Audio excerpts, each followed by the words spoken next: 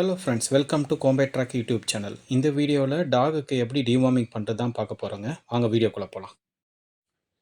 நம்ம Tamil Nadu native breed கோம்பைக்கும் deworming பண்ணுறது அவசியங்க. Deworming பண்ணுறதுக்கு டாகோட வெயிட்டு ஃபஸ்ட்டு செக் பண்ணணும். நான் எப்படி செக் பண்ணுறேன்னு பாருங்கள். வீட்டில் இருக்க வெயிட் மிஷினில் ஃபஸ்ட்டு என்னோடய வெயிட் செக் பண்ணிப்பேங்க.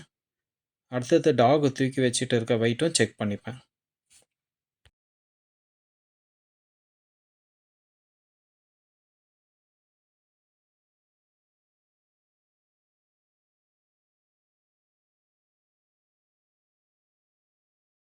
நான் டாகு தூக்கி வச்சிட்ருக்க வெயிட் வந்து 103 கிலோ வருதுங்க.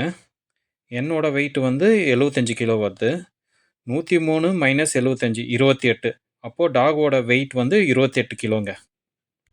இப்போது இதுக்கு ஏற்ற மாதிரி தாங்க டிவார்மிங் மெடிசன் வாங்கணும். நான் வாங்குகிற டேப்லெட் பேர் வந்து ட்ரான்டல். இப்போது இது வந்து 10 கிலோவுக்கு ஒரு டேப்லெட் கொடுக்கணும். என்னோடய டாக் வந்து 28 கேஜி இருக்கிறதுனால இப்போ வந்து நான் 3 டேப்லெட் வாங்குகிறேங்க. டாகோட வயிறு மற்றும் குடல் பகுதியில் இருக்கும் புழுக்கள் வந்து 4 வகையாக பிரிக்கலாங்க. Round warm, ஊக் warm, வீப் warm, tape warm. நான் எப்படி டேப்லெட் கொடுக்குறேன்னு பாருங்கள். இந்த 3 டேப்லெட் ஒன்றா எடுத்து வாய்க்குள்ளே வச்சு இன்சர்ட் பண்ணிடுவாங்க. அப்படியே வாய் கொஞ்சம் தூக்குன மாதிரி வச்சு பிடிச்சிங்க. ஆனால் இது சூவபிள் டேப்லெட் தான். நாய் விரும்பி தான் சாப்பிடும். இருந்தாலும் எனக்கு எதனா துப்பிடுமோன்ட்டு நினச்சி தான் நான் வந்து தூக்கி வச்சு பிடிச்சத சாப்பிட்ற வரைக்கும் அப்படியே கொஞ்சம் தூக்கி வச்சு பிடிச்சிப்பேன். நான் ஃபுல்லாக சாப்பிட்ருவாங்க க்ளீனாக.